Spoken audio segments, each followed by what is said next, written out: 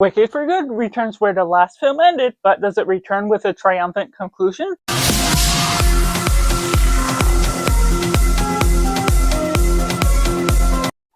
welcome Cinema, where we focus on the film. I'm Josh, this is Simply Cinema. Let me know down in the comments below what you thought of Wicked for Good. Was it good, bad, or somewhere right in the middle? Or if you're waiting for this review to decide if you're going to see it or not. But taking it into my general thoughts, going throughout this film, it's about the second part to Wicked and coinciding and intermixing the Wizard of Oz film within it, but paying respect to Dorothy and Judy Garland as that actress by never showing her face, not replaying all the events that you see, but it coincides with all of those ideas, ends, and has an after effect to when Wizard of Oz ends. So there's an interesting vibe that you're starting to get from the very get-go, starting months after where we ended with the first film, and building upon the Yellow Brick Road, doing all the things to set up what the Wizard of Oz has to offer, but still focusing solely on what we get out of all of our main characters, out of Ariana Grande as Glinda, and as Elphaba, just does really good from the actress of Cynthia Erivo. They just put on some fantastic performances. The chemistry between each one of each other is just really finite and dealt with well, and we're getting more of Jeff Goldblum as the wizard himself that just puts on a pretty solid performance. Also, there's so many great new songs that's integrated and intermixed with some of the original film songs that just balances the chemistry well of how it highlights some of the great direction from John M. Chu, who has done the first film just as well, and being able to look at all these characters for who they are, being able to see the complexity of some of the writing that's diversified based on the book and musical that this is based off of, makes it very compelling from the get-go. Some different character dynamics than I would expected, and while there is some rather straightforward things that are coming about of how you expect this story to go, especially being a prequel and happening at the same time of The Wizard of Oz, you generally know what to expect, but there's still some twist surprises, especially near the end, that really shakes up the whole environment. I read this book with a class at my school back in 8th grade, but I had no recollection at all of what comes about near the end. Certain reveals just become so surprising as a whole, and that's just what built up that experience to be that much better.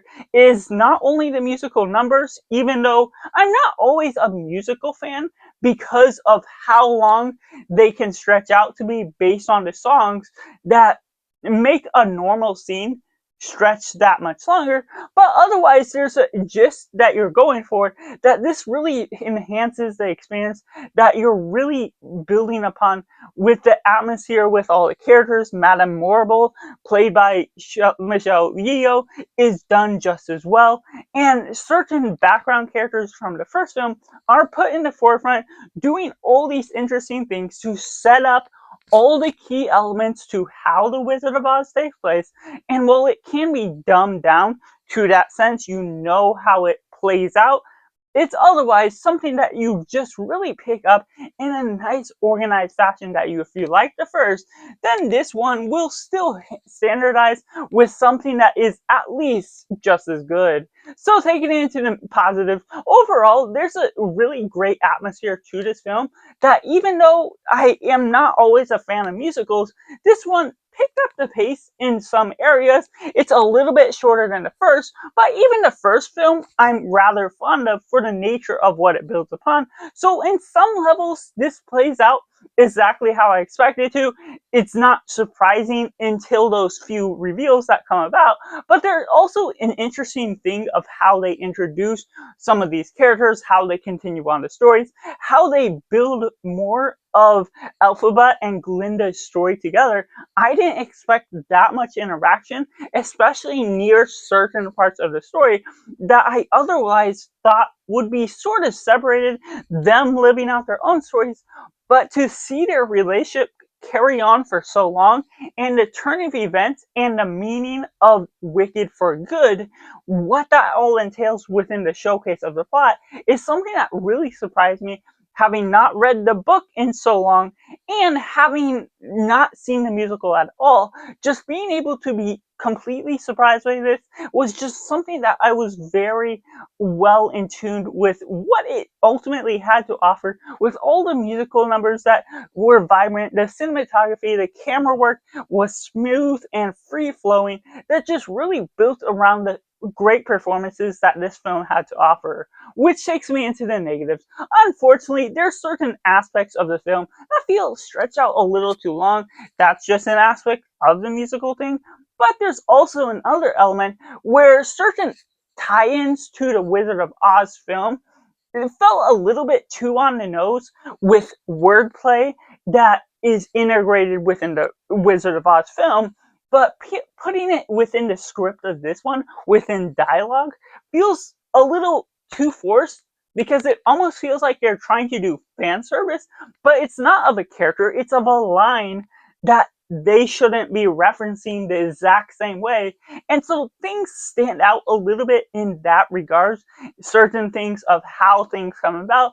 There's so much different moments where communication would solve so many issues. And while there is, yes, a sense of realism to that, you may expect some regard to people in real life don't always communicate well, and that's why there's problems.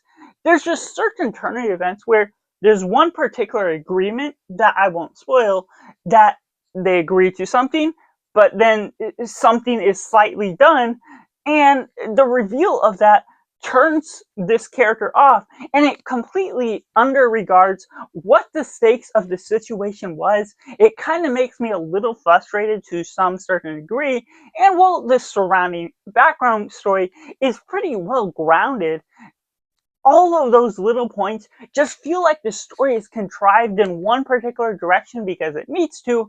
And while, yes, it's based on a book, I don't know the context of the book at this particular point, if things were changed, if things were changed from the musical. But otherwise, there's just those certain things that shoehorn itself in order to make this plot move in the way it needs to be, rather than change the dialogue in a way that makes it more understandable that they don't agree with one another at so many times. So just going into that certain area of expertise, there's just something that frustrates you a little bit, even if there's a great background environment to it. So that's just my personal thoughts on Wicked for Good, which I have to rate a simply 8 out of 10. Let me know down in the comments below what you thought of Wicked for Good. Was it good, bad, or somewhere right in the middle? Or if you're waiting for this review and now going to see this film or not, based on my recommendation, make sure to like this video if you enjoy it, subscribe if you haven't already to join in film culture community where we talk about the love of cinema as a whole. So that's just all, and make sure to do yourself a favor and go watch a movie.